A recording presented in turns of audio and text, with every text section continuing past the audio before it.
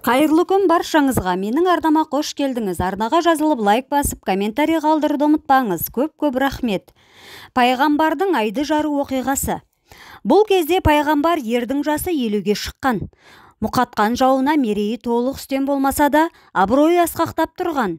Әбу Жахыл өзімен пиғылдас кілең пасықтармен Мұхамбетті арандатудың жаңа жолын іздеп жатты. Бір күні ол: Мұхамбет ұзаққа түспеді. Әзірше біздің Манат, Лат, Уззалар үнсіз. Құдайлар не дейді деп қарап отыра беруге тағы болмайды.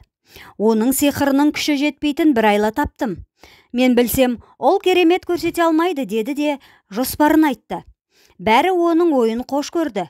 Пасықтар түгел жиналып: «Әй, Мұхамбет, ақындықта мықты екенсің. Сиқырлы өлеңдерімен бейсауат жұртты арбап болдың. Бізді ақмақ қылғаның жетер.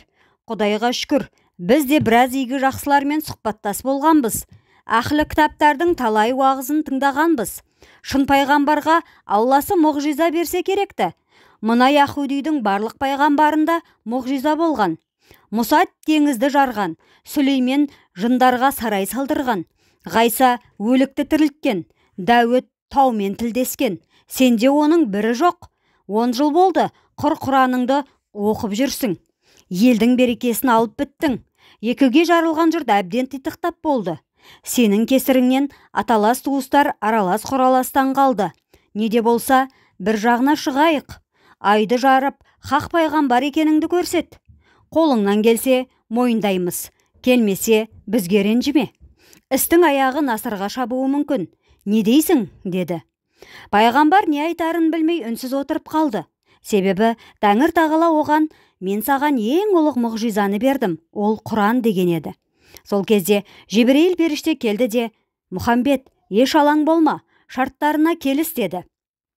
Расул: «Мен дайынмын, қайда, қашан?» деп қысқа қайырды. Ертесіне Құбайыс тауының етегіне 10 000 адам жиналды. Аспандағы ай тап сол түні шартабақтай толысып тұрды. Айнала сүттей жарық еді. Әбу Жахыл: «Мұхамбет, ортаға шықсын» деп айқайлады. Алланың елшісі топтан жарылып шықты да таудың төбесіне қарай көтерілді. Төмендегі тобыр: «Ал, көрсет кереметіңді» деп мұқата бұйырды. Пайғамбар күбірлеп бір дұға оқыды. Кенет ай орнынан қозғалып, бейне бір бұларды мыжып тастайтындай төбеден төніп келді. Жаңа ғана қара аспанда әдемі сәуле шашып тұрған көркем айдың бұжыр-бұжыр алабажақ бетін жақыннан көргенде пасықтардың жүрегі тоқтап қалуға шақ қалды. Олар: «Бізді басып қалама» деп үрей ұшты. «Керемет көрсет» деп қыстағандарына өлердей өкінді. Сол кезде Расул: «Я бісмілда» деп оң қолымен ишара етіп айдың ортасынан бір-ақ ұрды. Сол-ақ екен, ай дәл ортасынан қақ айырылып құлап түсті. Ай қақырап жарылғанда оның бетіндегі қиыршық құмдар мен ұсақ тастар жаңбыр сияқты төбеден жауып кетті. Бұл сұмдықты көргенде жұрттың жағы қарысып, тілі сөйлеуге келмей қалды. Көбі: «Осы жерден тірі шықсақ жарар еді» деп зәресі ұшты. Топтың шетінде тұрғандар үйіне қарай безе жөнелді. Қалғаны ай жарылған сәтте кейін қарай лықсып, бірін-бірі таптап, құлағандарын мұжып, жөкіле көшті. Мұғжиза мұнымен бітпеді. Айдың сынығы бүрісіп бір уыс болып қалды. Сөйтті де екі жартысы да жарыса келіп пайғамбардың қойнына кіріп жоқ болды. Даладағы жарық сонымен лап етіп сөнді. Көзге түртсе көргісіз тас қараңғы түнек орнады. Пасықтар: «Я Лат, я Манат, өзің жар бола көр» деп құдайларына жалбарынып жамырап кетті. Көбі не сөйлеп не қойғандарын білмей сандырақтап қалды. Кейбірі тілінің келгенінше кәлима шахадатты шатып бұтып айтып жатты. Қараңғыда қара тобыр бірін-бірі таптап жатқанда жоғалып кеткен айдың екі сынығы пайғамбардың екі жеңінен жарқ етіп қайта шықты. Түнек серпіліп, айнала қайтадан жарық болды.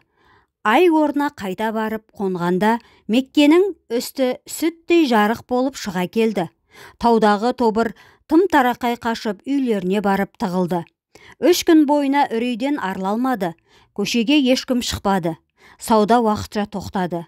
Ал Құбайыстың басында пайғамбардың санаулы серіктері ғана қалды. Олардың иманы одан сайын бекей түсті. Надандар есін жиған соң: «Ойпырмай, не деген күшті сиқыршы еді! Мұхамбет зәремізді алдау. Құрсын бұдан кейін керемет көрсет деп айтпайық деп бұрынғы әндерін қайта басты. Назарларыңызға көп рахмет. Оқыған Перизат Әділқызы. Арнаны қолдап, подписаться батырмасын басып, лайк, комментарий қалдырып кетіңіздер. Алда қызықты әңгімелер күтіп тұр. Көп рахмет.